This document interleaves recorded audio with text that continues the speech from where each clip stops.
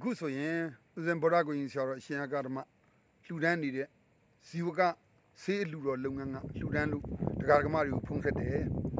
တရားဓမ္မတွေကလည်းဦးဇင်းဖုံးကိုလည်းသိတယ်39 53ည39 25နှစ်40 30 50နဲ့အဲ့ဒါကတော့ကမ္ဘောဇ KB အကောင့်အဲ့ဒါဖုန်းနံပါတ်ပါပဲဒီလိုပဲ39 59နှစ်30 430အဲ့ဒါကတော့ဝေမန်နီအကောင့်ပါဖုန်းနှလုံးကင်ထားတယ်ဆိုတော့ဒါတော့ဦးစင်းကတော့ဒါတွေအကောင့်နှစ်ခုဖွင့်ထားလိုက်တာပေါ့25နှစ်40 30 50နှစ်က KB 59နှစ်30 430ကဝေမန်နီတကယ်တော့အဲ့ဒါတွေကဦးစင်းရန်တပါးအနေနဲ့ဓမ္မမိတ်ဆွေတွေအခက်ခဲကိုဖြေရှင်းနေကြဆိုတော့ဦးစင်းအဲ့ဖုန်းနံပါတ်တွေကဓမ္မမိတ်ဆွေတွေအသက်ဖြစ်တယ်ဦးစင်းရဲ့ယောဂီတွေဦးစင်းရဲ့ပြည်သူတွေဦးစင်းတို့မြန်မာနိုင်ငံသားတွေဘာသာစုံလူမျိုးစုံအတွက်အသက်ဖြစ်အောင်ဦးဇင်းတို့ဆေးတွေလှူနေတာဒါနပဲဒါနဟာဇာကဆိုတာစွန့်လွတ်ခြင်းဆိုတာအတ္တကင်းလို့စွန့်လွတ်တဲ့အတွက်ဒိဋ္ဌိတတ်ထားတာ။အော်ငါတို့လှူနေတယ်ဆိုတာကကိုယ့်ရဲ့တဏှာကိုစွန့်လွတ်တဲ့တဏှာတတ်တာတဏှာတတ်ဒိဋ္ဌိတတ်လမ်းစဉ်မှာတကယ်ကိုဒါနပြုနေတာအဲ့လိုပြုနေတဲ့ဗုဒ္ဓဂုံကြီးသာနာစောင့်ရှောက်ကြီးကဥဆောင်ပြီးတော့ဇီဝကဆေးအလှူတော်လုပ်ငန်းကိုပေးလာတဲ့အခြေအနေနဲ့ဦးဇင်းနာမည်လေးပေးလိုက်ရတာပါဦးဇင်းဒါကိုငါတို့လုပ်မယ်ဆိုတဲ့ခံယူချက်နဲ့လုပ်နေတာမဟုတ်ပါဘူးဒီပေါ်မှာလာရောက်ပံ့ပိုးတဲ့လူတွေဒီကနေ့ဆိုရင်ဆေးဘူးတွေလာပံ့ပိုးတယ်အခုစတီးတယ်ဦးကြီးမဝယ်နိုင်ဘူးတစ်လုံးကို9သိန်းဆေးခုနပြောသလိုပေါ့medical grade ဆိုတဲ့စနစ်ကိုဦးဇင်းတို့လုပ်ချင်တယ်ဒါမှလည်းပြည်သူတွေအတွက်အကျိုးများမယ်တတ်နိုင်တဲ့တတိတွေလာလိမ့်မယ်လာခဲ့ရင်ဦးဇင်းတို့တကပို့ပြီးတော့ကြိုးစားပြီးမယ်ဒီကိုဗစ်ကာလဘယ်လောက်ကြာမှန်းမသိဘူးဒါတွေကအခြားဦးဇင်းဆိုရင်ရုပ်ခမှုစားတွေကိုဟိုးကလေးဘွားနဲ့စိတ်ဝင်စားခဲ့တယ်အလွန်ဆေးဘက်ဝင်တာဦးဇင်းဒီရုပ်ခမှုစားကိုအများကြီးလေ့လာခဲ့တယ်ကလေးဘွားကဒါကြောင့်ဦးဇင်းကအင်္ဂလိပ်ဆေးတွေလည်းနားလည်ခဲ့သလိုဒီတိုင်းရင်းဆေးတွေလည်းတတ်နိုင်မှာပြောချင်တာကတော့သုံးဆွေးတဲ့သူတွေစိတ်ချမ်းသာစေချင်တယ်စိတ်ဓာတ်ချပြီးတော့ဒီယောဂကြီးကြောင်းဆိုပြီးတော့စီဝါမရှာနိုင်မဲ့ဝမ်းနဲ့ကြည်ကွဲပြီးတော့ဖြစ်မနေပဲစိတ်ခွန်အားကြီးမြင့်စေချင်တယ်အခုလက်စီဦးဇင်းတို့စီကိုအကြောင်းကြားပါဆိုတယောက်မှမလာဘူးဘုံဘုံရေးရှူလိုက်တာနဲ့ခေါင်းတွေကြီးသွားတယ်တပည့်တော့အိတ်မပြောတာဖုံဖုံရဲ့ဒီစီလေးစားလိုက်တာအိတ်ပြောစောင်းဝင်ဖြစ်သွားတယ်ဒါသူတို့ပြောလာတာနော်ဦးစင်းဒီဆေးထုတ်ရောင်းနေတဲ့လူမဟုတ်ဘူးကိုလူလိုက်တဲ့လူကသူများနီးပညာနဲ့ဦးစင်းတို့ပေးနေတာကိုသူတို့ဝမ်းသာဆိုဦးစင်းတို့မှာအခြားဆေးတွေရှိတယ်လေဥမာဆိုပါတော့ဟိုတလောကဦးစင်းရဲ့လှူနေတဲ့လစဉ်လှူတဲ့ဒကမာကြီးဟောသူတို့ဦးစင်းဒါလေးပေးလိုက်တာဒါပါတယ်ဆိုတော့လူတိုင်းသိတယ်ပါတယ်ငရုတ်ကောင်းအဲ့ငရုတ်ကောင်းကိုဦးစင်းကအမုံလေးကြိတ်ပြီးတော့ပြရည်နဲ့တေးပြီးတော့ဒါလေးစားကြည့်ငရုတ်ကောင်းကအမြဲတမ်းလူတယ်အေးစာမှာအပူထည့်ပြီးတာပဲဒါလွယ်လွယ်လေးပဲခုနအကောင်တွေကဓာတ်စီးတွေဒါကအစာလဲစီးလဲအစာဒါကြောင့်ဓမ္မမိတ်ဆွေတွေအများစုကိုဗစ်ဖြစ်လာပြီဆိုရင်ငရုတ်ကောင်းမုံလေးကိုထည့်သုံးကြည့်ပါရနွေးလေးပဲတောက်ဟင်းညိုလေးပဲထည့်ဦးစင်းကတော့ဒါလေးကိုရှာဝါတူပြီးရနွေးလေးနဲ့ဖြောချလိုက်ပါဟာတကယ်တက်တာသွားတယ်တကယ်လဲဆေးဝင်ဆင်းသွားတယ်ဘာမှမခံစားဘူးယောဂလည်းမခံစားဘူးပြင်းထန်တဲ့ယောဂလည်းအသက်ရှူလည်းမခံစားဘူးသူ့အမျိုးသားကတော့တော်တော်ခံရတယ်ဒီကောင်ကိုလည်း तू မတောက်နိုင်ဘူး तू နဲ့မတည့်ဘူးလीအဲ့ကြတော့သူ့မှာအောက်ဆီဂျင်တွေတွင်းရတယ်အောက်ဆီဂျင်တွေကျတယ်ဒါဦးစင်းရဲ့မိတ်ဆွေကနာမည်မဖော်အဲ့လိုမဖော်လို့ပါဒါကြောင့်ဦးစင်းဒါလေးလည်းလှူပါတယ်လှမ်းပြီးဦးစင်းထည့်ပေးပါတယ်ကြိုတင်းပြီးတော့လည်းသုံးမယ်ဆိုရင်ဒါဟိုတက်ဦးစင်းလုပ်ပေးတာပါဒါတော့နဲ့ပြားရည်နဲနေပါတယ်ပြားရည်နှစ်ကလေးနဲ့ဆိုပိုကောင်းပါတယ်ရှောင်းမှာတင်းပြီးတော့မှဆေးဘက်လည်းဝင်ပါတယ်နောက်ပြီးတော့ရှူကြီးတွေလည်းငရုတ်ကောင်းတဲ့လေးကိုမွေးနေတာပါပြားရည်နဲ့တေးပြီးသားပါဒါကိုဦးစင်းတို့စနစ်တကျလောက်ထားတာပါသူရက်နဲ့သူစနစ်ကျလောက်တော့ဒါလေးကိုလည်းလူတိုင်းလှူတာပါတော့ဦးဇင်းတို့ဓမ္မမိတ်ဆွေသိစေချင်ဒီလိုပဲအခကျုံးငင်မယူဘဲနဲ့စေနာရဲ့လှူတာတကယ်တော့တိုင်းရင်ဆေးတွေဘဲဆေးမဆူဒီတပူလုံးတောက်လိုက်ရင်တော့မကောင်းဘူးပေါ့ငရုတ်ကောင်းမယ်ရပါတယ်ကြော်စားလို့ရချက်စားလို့ရဟုတ်တယ်ရနွေးလည်းတောက်ရဒါပေမဲ့အများကြီးတော့မတင်ဘူးဒါကြောင့်ဒါလေးကိုငရုတ်ကောင်းပြားကြီးတေးသေးလေးကိုငရုတ်ကောင်းတေးသေးလေးကိုရှောင်းမတင်ရနွေးလေးနဲ့တောက်လိုက်ဘယ်လောက်သုံးမလဲဆိုတော့ခုနကတော့မကြီးစီတစ်စီးလောက်ပေါ့ဇီးစီတစ်စီးလောက်ပေါ့ရှောင်းမပုတ်ရလောက်ပြီဆိုပြီးပြီလေနောက်ပလုတ်ကလေးကျင်းလိုက်ရင်သွားရီဂရင်းလည်းရှင်းသွားပြီးတော့မှုေးသွားပြီးတော့တေးကြတာတစ်ခုကတော့အပူနာတွေငိမ့်စေတယ်ချောင်းစိုးနှာစီအချွဲကြက်တွေပျောက်စေတယ်ငရုတ်ကောင်းတဲ့သဘောဒါကရှင်းတယ်အိမ်သုံး မြို့ကြောင်သုံးဆေးတွေမြို့ကြောင်သုံးဆေးတော့ဓာတ်ဆေးမဟုတ်ဘူးစားနေတဲ့လူစားနေတဲ့ဆေးတွေကတော့ဖြစ်လာတဲ့အာဟာရတွေဒီလိုပဲစတုပညာသပညာရဓာတ်သက်တော့ချောလူတတ်တော့ချွဲဆိုတဲ့စကားလို့ဦးဇင်းတို့ကချွဲကြောင့်တည်သွားကြတဲ့ကိုဗစ်လူနာတွေအားလုံးချွဲဆိုပြီးတော့အသက်ရှူမဝပြီးတော့ဖြစ်နေတာတွေကိုဓာတ်သက်တော့ချော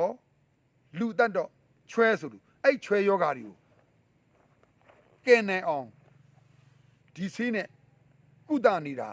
စေတနာနဲ့လုပ်နေတာဖြစ်ပြီးတော့ဒီလိုတည်သောငြိမ်းဆိုတဲ့ဆေးတွေမှာစတုပညာသဆိုတဲ့ဆေးတွေမှာအမျိုးမျိုးရှိပါတယ်ဒါကတော့တချို့ဆရာတွေကလည်းဇဝတ်သား21ကျပ်သားရန်စိမ်းက14ကျပ်သားဟောသုံးစား2ဆဖြစ်သွားပြီ14ကျပ်သားတော့9လီ14ဇဝတ်သားကျ9လီ21ဇဝတ်သားကိုတိုးသုံးတယ်နောက်အိမ်သုံးစား19ကျပ်သားအကုန်ပေါင်းလိုက်54ကျပ်သားနဝင်းကြီးတရင်းကြီးဩဓာတ်ဒီနက်ခတ်ဒီတချို့လည်းအဲ့လိုသုံးကြတယ်တဲ့ပြောရင်တော့ဖိုထိုးတဲ့သူနဲ့ခုနနဝင်းတရင်းသမိုင်းနဲ့မတူပဲနဲ့လေသူလည်းတည်တော်ငြိမ်းဆိုပြီးတော့ပြောကြတယ်တိုင်းရင်ဆေးပညာရဲ့အားနည်းချက်ကတိကျခိုင်မာခြင်းမရှိဘဲနဲ့အဲ့ဒီစနစ်ပေါ်မှာသုံးပြတာမရှိပါဘူးဒါပေမဲ့နိုင်ငံတော်ကထုတ်တဲ့တိုင်းရင်ဆေးအမှတ်တွေရှိပါတယ်ဒါကတော့နိုင်ငံတော်အတိမတ်ပြုတိုင်းရင်ဆေးအမှတ်54ဆိုတော့54မျိုးရှိမယ်ဒီထဲမှာတော့တစ်မျိုးစီဒီလိုပဲ AIDS ယောဂါကဘာနာကြီးဖြစ်ခဲ့စဉ်တုန်းကလည်းကုသခဲ့ကြတာပဲဒါဟုတ်ပဲတိုင်းရင်ဆေးနဲ့ပဲကဲတဲ့သူတွေအများကြီးရှိသလိုဘာမှမဟုတ်ရေတစ်ပေါက်နဲ့ဆေးရည်တစ်ပေါက်ကလေးကိုအသုံးချပြီးရှိတာတွေအများကြီးပါဒါကြောင့်ဒီအချိန်မှာမြန်မာနိုင်ငံထဲမှာ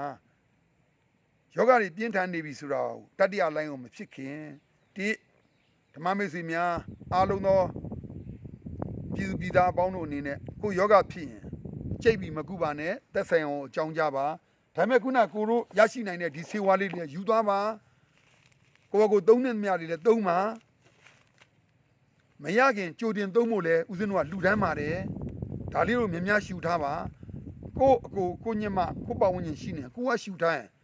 ကိုပါမသွားပဲနဲ့ကျန်တဲ့လူတွေတော့ပါသွားနိုင်ပါတယ်ဒီလိုပဲဒါလေးတွေစားထိုင်အားလေးတွေဖြစ်ပြီးတော့ဒါမှမဟုတ်အချွဲတလိမရှိပဲယောဂတံမခံဘဲနဲ့အဆုတ်မပြည့်စည်ပဲနဲ့ဒါကိုဦးဇင်းကဖြစ်နိုင်ပါတယ်လို့အဲ့ဒီအတွက်လည်းဦးဇင်းတို့ကအမြဲတမ်းသတင်းနားထောင်တဲ့အခါမှာကောင်းသတင်းသာကြားတယ်ဆိုသတင်းတယောက်မှမကြားပါဘူးအလွဲချော်ဆုံးကတော့ရှူသေးကိုစားပစ်တာတို့စားသေးကိုရှူနေတာတို့မလွဲစေချင်ဘူးနည်းနည်းစားမှအများကြီးစားပြင်အန္တရာယ်ဖြစ်တယ်ဒါကြောင့်တိုင်းရင်းဆေးပညာရဲ့အားနည်းချက်ကအယောင်မထိန်တာတို့အမှုန့်ရဲ့သဘောကိုမထိန်တာတို့ဆေးကျွတ်ချက်မှုမထိန်တာတို့ခုနလိုဆေးဝါးကိုရှင်းပြမှုမထိန်နိုင်တာတို့မြန်မာနိုင်ငံမှာဆေးတက္ကသိုလ်ကြီး2ခု3ခုရှိမယ်ဆိုရင်အဲ့ဆေးတက္ကသိုလ်ကစနစ်တကျသင်ကြားတဲ့ဆရာဝန်လောင်းနေရစနစ်ကြခြင်းကမွေးဖွားလာတော့သူတို့ကစနစ်ကြတာကိုတိတ်သဘောကျပါတယ်ဒါကြောင့်ယောဂရဲ့အခြေအနေလူနာရဲ့အခြေအနေယောဂနဲ့လူနာရဲ့အခြေအနေဆေးရဲ့အခြေအနေတွေအမြဲတမ်းအကြောင်းကျိုးညီညွတ်စွာလေ့လာနေမယ်ဆိုအပူနာအေးနာတွေကိုတကယ်နားလည်နေမယ်ဆိုရင်အင်္ဂလိပ်ဆေးဆရာတွေလည်းတိုင်းရင်းဆေးကိုအထင်မသေးလို့တိုင်းရင်းဆေးဆရာတွေလည်းအင်္ဂလိပ်ဆေးကိုအထင်မသေးပါဘူးဦးစင်းစီကိုမှာယူဦးစင်းကြောင့်ဖော်နေတဲ့ဆရာဝန်ကြီးတွေအများကြီးပါတမားတော်ကြီးလည်းအများကြီးပါဦးစင်းစီကိုအမြဲတမ်းဦးစင်းကဆက်သွယ်နေတယ်လို့ဦးစင်းစီကိုအလူတန်းတွေပေးနေကြတယ်ဆရာဝန်ကြီးတွေရှိတယ်လို့သက်ဆိုင်ရာဌာနဆိုင်ရာလူကြီးမင်းတွေအများကြီးပါဒါကြောင့်ဖုံဖုံရဲ့ဆိုပြီးဟိုဒီမန်နေ့ကမြောက်ကလာမှာဆရာဝန်ဘုန်းကြီးတစ်ပါးလာတယ်တပည့်တော်ရှင်မြတ်ကိုယုံလို့ဝမ်းသာပါတယ်ဒါပေမဲ့ဦးစင်းကိုယုံလာတဲ့ဆေးကိုယုံအောင်ဖြည်းဖြည်းချင်းလေ့လာပါကိုတိုင်းကဆရာဝန်ဆိုတာကိုဆေးကိုကိုတိုင်းဖော်ပြီးကိုတိုင်းပြန်လေ့ကျင့်ရမှာပါအခုတော့ကိုကြောင့်တစ်စက္ကန့်မှမစားဘဲသူများကိုဆေးတွေပေးပြီးတော့ဒုက္ခတွေပေးနေမယ်ဆိုရင်အဲ့ဒီလူနာဖြစ်ခါမှာကိုကတော့တန်တရားမှနစ်နိုင်ပါတယ်ဒါကြောင့်ဆေးပညာကိုအသုံးချပြီးတော့အသက်ရှည်ကြပါသည်အနာမဲ့ကြပါသည်တရားတွေသိပါစေဆိုတဲ့စိတ်ကလွဲပြီးတော့ဦးစင်းရဲ့ဇီဝကဆေးအလူတော်လုပ်ငန်းဟာ၃ချက်ပဲရှိပါတယ်အသက်ရှည်ပါသည်အနာမဲ့ပါသည်တရားသိပါသည်အဲ့ဒီအတွက်ဦးဇင်းတို့ဒီဆေးတွေလှူနေတာပါဦးဇင်းတို့ချမ်းသာလို့လည်းမဟုတ်ပါဘူးဦးဇင်းတွေလူမြင်ကောင်းဖော်ရှိုးပရဟိတလုပ်နေတဲ့သဘောမဟုတ်ပါဘူးဒါပေမဲ့ကိုလုံနေတဲ့အလုပ်ကမြင့်မြတ် ตัวดูปลาเลยဖြစ်လာလို့ဟိတလည်းဖြစ်ပါလိမ့်မယ်ဒါပေမဲ့အတ္တသဘောကိုမဆောင်မဲ့ဒါနဆိုတာခုနပြောသလိုပဲဇာကလာတယ်ဦးဇင်းတို့လှူဒန်းတယ်ဆိုတာအတ္တကင်းစွာကိုကစွန့်လွတ်လိုက်တဲ့တဏှာတတ်တာငါမဟုတ်ဘူးဆိုတာသိလို့တတ္တဝအနန္တပုဂ္ဂိုလ်တတ္တဝမရှိတော့လေဒီခန္ဓာတည်မြဲစေတဲ့ကာလမှာကျမ်းမာစေခြင်းနဲ့ချမ်းသာစေခြင်းနဲ့ငြိမ်းချမ်းစေခြင်းနဲ့လွတ်မြောက်စေခြင်းနဲ့ဒါကြောင့်ဦးဇင်းရဲ့ဇီဝကဆေးအလူတော်လုပ်ငန်းကိုလည်းတတ်နိုင်သမျှပံ့ပိုးနိုင်ပါတယ်ခုနကဦးဇင်းပြောသလိုပဲလာရောက်ပြီးလှူဒန်းနိုင်ပါတယ်လိုအပ်နေတဲ့ပစ္စည်းတွေကိုလာရောက်လဲကြည့်ရှုနိုင်ပါတယ်သက်ဆိုင်ရာဌာနဆိုင်ရာဒီအနေနဲ့လဲဒီလိုတနိုင်ငံလုံးဝုံဝုံငါးဖြစ်ပြီးတော့အိမ်ရှိရအိမ်ထဲကအိမ်ပြင်မထွက်ရဲပဲအကုန်လုံးမန်းလေးမှာဆိုရင်အခုလော်ဒေါင်းနေစီမီလော်ဒေါင်းနေအမျိုးမျိုးချတိန်တယောက်ပဲထွက်ပါဆိုပြီးတော့ယောဂါကိုပညာနဲ့တတ်နေရနီးနဲ့တတ်နေရဆိုတော့အခုကျတော့ social distancing ဆိုဝေးကွာအောင်နေပြီးတော့မှတတ်နေရတယ်တကယ်တော့ယောဂရှိနေသည်လောကကြီးထဲမှာလဲပတ်နေမှာပါဒီယောဂခံနိုင်ပြီးတော့ယောဂပြီးစနစ်ကိုရအောင်သွားနိုင်ကြပါစေလို့ဦးဇင်းကဆုတောင်းတယ်ဒါကြောင့်ခွန်အားဖြစ်အောင်ဒါလေးတွေမှားတာစားတာနည်းနည်းလေးလှုပ်ထားလို့ယောဂဖြစ်ခဲ့တော့ကိုကမတိမတာယောဂပြီးစနစ်ဆိုရင်အဲ့ယောဂကိုတိုးစရာမလိုတော့ပါဘူးဒီနေ့ကမ္ဘာနိုင်ငံအသီးသီးမှာယောဂပြီးစနစ်ကိုကျင့်သုံးနေကြလို့မြန်မာနိုင်ငံမှာလည်းသွေးရည်ကြီးကုထုံးဆိုတာအကြောင်းမဲ့မဟုတ်ပါဘူးဦးဇင်းက BSc ဇူးနဲ့ကြောင်းပြီးတော့ဦးဇင်းတို့မွေကိုအကြိုက်ခံတဲ့မြင်းရဲ့သွေးကိုယူပြီးမှမွေစေး 5cc နောက် 10cc နောက် 50cc နောက် 20cc နောက် 25cc နောက် 35cc နောက် 50cc အဲ့လောက်ထိုးပြီးမှမွေကိုအကျဉ်းချင်းတရက်ထား9ရက်ထား9ရက်ထားဦးဇင်းတော့မမှတ်မိတော့ပါဘူးမွေစိတ်ဖော်တယ်ဆိုတာအဲ့ဒီမွေရဲ့သွေးထဲမှာခုနကမွေအစိတ်ကိုပြန်လဲတုံ့ပြန်တဲ့ antibody တွေတက်လာတယ်အခုလေဦးဇင်းတို့တန်ဃာတွေဖြစ်တော့ဆရာတော်တွေကသူတို့လှူပြရစီဆိုလိုပဲသူတို့ရဲ့သွေးထဲမှာအိုသေး AB သေးသူ့ရဲ့သွေးအတိုင်းပဲထားသို့တော့သူ့ရဲ့ antibody မှာဒီ COVID-19 ကိုတိုက်နိုင်တဲ့မြန်မာနိုင်ငံကိုပထမလိုက်တော့လုံးဝမထိလိုက်ဘူးဆိုတာမြန်မာနိုင်ငံမှာရှိတဲ့လူအများစုဟာတဘာဝနဲ့နီးစပ်နေတဲ့အတွက်ခုနကလူကျမ်းမာခြင်းနဲ့ပတ်သက်လာရင်သူ့သဘောအရာကိုပြည့်စုံနေတာရှိပါတယ်နေအောင်ကြီးအပြေးဝါရရှိတာတို့တခြားနိုင်ငံတွေမှာနေအောင်ကြီးများရှိတာတို့အဲ့လိုမခံစားတာတို့ဆင်းရတော့ပြည်သူတိုင်းကဒီလောကထဲမှာနေရတော့ဒီယောဂတန်တွေခံနိုင်လို့ဒါတွေအများကြီးပါပြောလို့မဆုံးနိုင်သလိုအခုဒီဆေးကိုပြန်လဲတုံ့ပြန်နိုင်တဲ့ဒီယောဂါကိုပြန်လဲတုံ့ပြန်တဲ့ antibody တွေဖြစ်လာစရာအကြောင်းကိုဒီဆေးလေးနဲ့အနံ့ပြောက်ဆေးအနေနဲ့ယူပေးကြပါလိုအပ်ရင်အလူခံမှာဦးစင်းတို့ရဲ့ comment အောက်မှာရေးပြပါဦးစင်းကတော့အဲ့ဒါကြီးမှတ်ထားတာအခုဆိုလူကြီး100 200အဲ့လိုရှိပါတယ်မဖြစ်မနေဒီ comment အောက်မှာအမည်ရယ်လိပ်စာရယ်ဖုန်းနံပါတ်ကိုတိကျရေးပြပါ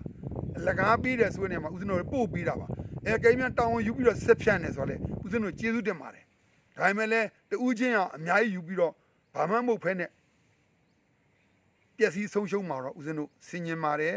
ကိုကကိုမျှနိုင်လဲမျှပေးကြပါဒါကြောင့်အခုဆိုရင်နေရာတိုင်းမှာချက်နေကြတာဦးဇင်းတို့ဤပညာတွေပေးလိုက်တော့အဲ့မှာဗာလဲဆိုတော့တန်တယ်လိုအပ်ပါတယ်ဒန်တယ်နဲ့မလုပ်ရပါဘူးဒီလိုပဲထုံးရည်ကြီးကိုတအိတ်စာထည့်ပြီးမှအဲ့ရရတဲ့ရည်နဲ့သေချာလုပ်ရတာပါခုနကကိုလှုပ်ထားပိတ်တာတွေအများကြီးဖြစ်ပြီးထုံးရည်ကြီးကမကောင်းဘူးဆိုရင်အနစ်နယ်ပါသွားတယ်မကောင်းပါဘူးဒါပေမဲ့ပထမပိုင်းမှာဆေးကြိုချင်းမဲပါတယ်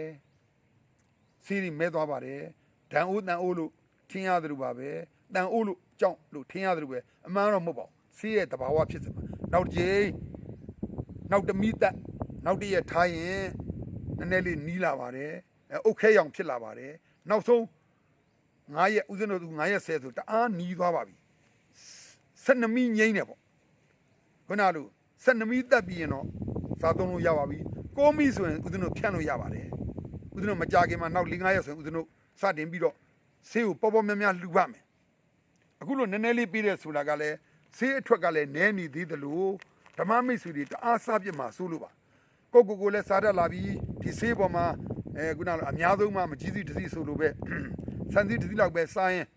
ကိုလည်းကျမ်းမာလာပြီခုနလိုအခြားသောယောဂါတွေကို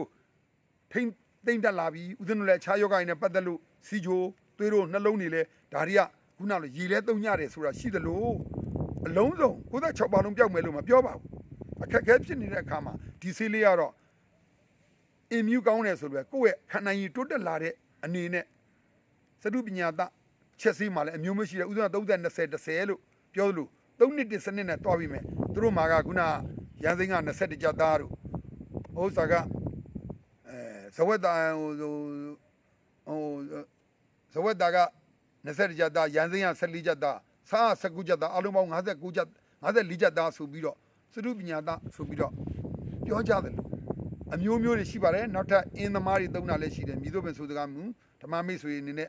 ဦးစင်းရဲ့ဖုန်းနံပါတ်09နှစ်30 430ဒါဝေမန်နီအကောင့်ဖြစ်တယ်ဒါလိုပဲ29နှစ်40 30 50နှစ်ကမ္ဘောဇအကောင့်ဖြစ်တယ်